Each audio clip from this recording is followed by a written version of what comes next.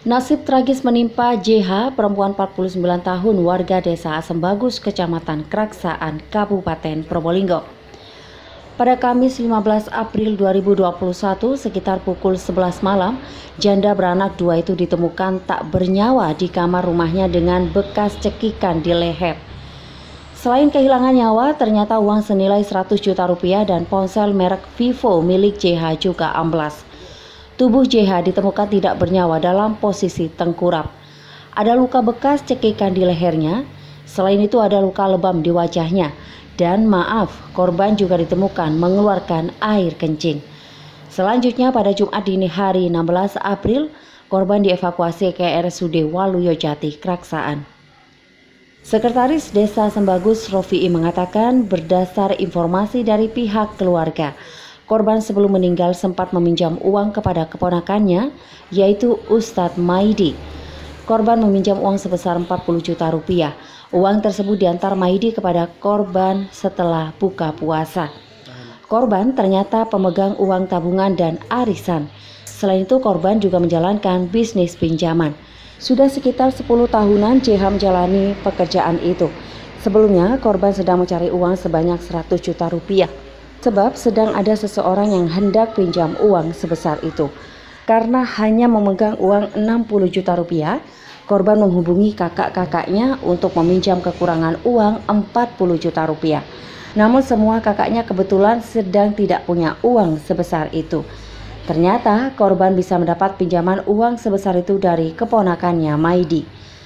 Maidi menyerahkan uang yang dipinjam JH sebesar 40 juta rupiah sehabis maghrib. Setelah itu Maidi pulang. Berikutnya pukul 11 malam keponakan korban lainnya bernama Fauzi datang.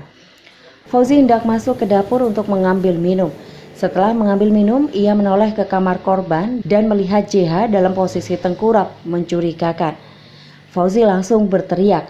Nah, teriakan itu mengundang kaget saudara-saudaranya yang lain, termasuk ibu dan bapak korban yang sedang berada di teras rumah. Mereka membalik tubuh korban dan melihat JH sudah tidak bernyawa dengan luka bekas cekikan di leher dan lebam di wajah. Selain itu korban juga mengeluarkan air kencing. Sebenarnya awal itu korban itu punya orang yang mau pinjam uang pada korban senilai 100 juta. Jadi informasi dari keluarga, dari kakak-kakaknya, korban itu sempat telepon kakaknya untuk pinjam kekurangan uang. Jadi untuk pinjam 40 juta. Sedangkan uang milik korban 60 jutaan.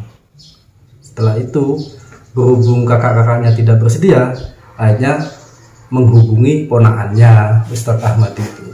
Akhirnya sama Ustadz Ahmadi uang itu diserahkan setelah buka puasa sebelum taraweh. Jadi uang itu jangkep 100 juta. Mungkin setelah itu korban berkomunikasi dengan pihak pelaku. Hanya pelaku datang ke rumahnya. Lewat pintu samping. Baru setelah itu terjadi pembunuhan dan pencurian uang. Jadi uangnya itu juga diambil beserta handphone milik korban. Itu saat di sana korban lagi sendiri atau sama siapa, Pak? Sebenarnya sama anaknya, sama ponakannya. Tapi posisi mereka sedang main gadget di teras rumah di depan. Korban berada di kamarnya. Ada yang dirusak enggak? Mungkin jendela atau pintu belakang? Tidak ada. Semua bagus-bagus semua. Pintu tidak ada yang rusak. Pintu samping, pintu belakang tidak ada yang rusak. Kemungkinan besar pelakunya setelah melakukan itu keluar dari pintu belakang. Untuk korban sendiri saat ditemukan seperti apa, Pak? Posisi ditemukan tengkurap. Posisi sudah tidak bernyawa lagi. Wajahnya hitam, lebam. Terus ada bekas cekikan di leher. Kemudian mengeluarkan air kencing. Jadi posisi tengkurap sama si Fauzi ini, anaknya ini berteriak. Akhirnya sama keluarga dibalik. Ternyata untuk memastikan bahwa korban sudah meninggal. Berarti yang menemukan Fauzi ini ya pertama ya? Ya, yang pertama Fauzi. Waktu itu di rumah ada berapa orang, Pak? Kalau yang di dalam kamar ada ibunya juga, tapi di kamar belakang. Kalau korban di kamar tengah. Kemudian yang di teras itu anak dan ponakannya banyak main gadget, main HP. Hilangnya uang korban juga dibenarkan oleh Jatim, sepupu korban. Jatim membenarkan kalau korban sebelumnya memang bingung mencari uang karena ada orang yang mau meminjam uang. Tetapi Jatim tidak mengetahui siapa orang yang hendak pinjam itu. Kalau masalahnya itu pinjam uang masalahnya ya. Cuma kalau kejadiannya itu sekitar jam setengah 11-an. Itu kalau saya dibangunin sama adik ini sekitar jam 11 kurang seperempat. Itu setelah kejadian itu kalau awalnya itu katanya itu masalah pinjam uang itu. Berapa nominalnya, Pak? Kalau nominalnya kata 100 juta. 100 juta. Itu juga dibawa kabur oleh korban pelaku ya, Pak? Iya, kalau anunya dibawa kabur sama HP lagi, sama HP-nya. Sebelumnya tidak diketahui, Pak, siapa aja yang berkomunikasi dengan korban ini, Pak? Nggak ada yang tahu.